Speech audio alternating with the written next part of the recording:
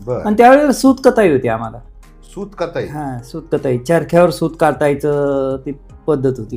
तर सुरुवातीला ते टकळीवर, ते टकळी म्हणतात त्याला, बर ते टकळीवर सूत कातावं लागायचं. बर. आता ही टकळी आमच्या आधुनिक काळात कोणालाच सांगता यायची नाही. हा नाही, ते बारीक असं हत्यार असतं ते, हा. त्याला ते पेरू, त्याला कापसाचा जो लाटून केलेला असं त्याला पेरू म्हणायचे. बर. तो पेरू त्याला अडकवायचा आणि ते धागा निघायचा असं. हा. तिकडे ती चकळी फिरवायची.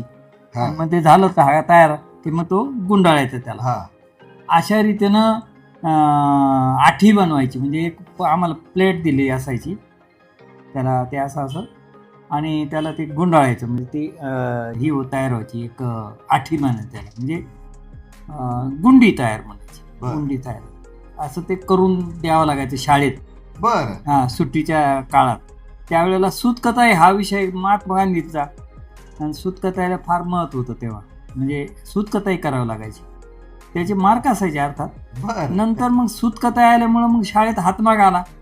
बर. म्हणजे तुम्ही भविष्यात तुम्ही तुमचे कपडे शिवू शकता, तयार करू शकता कापड. हा. मग शाळेत 2 माग होते.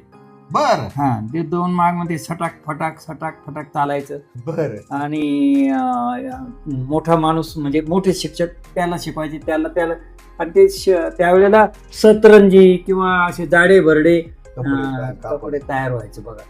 घ्यायचे लोक, शाळेतून घ्यायचे पण घ्यायचे, आणि काही वेळेला ते जमा व्हायचे तिकडे कुठं जे असं त्याचं मुख्य सरकारी त्यांचं काय हा, तिकडे जमा होत असतील.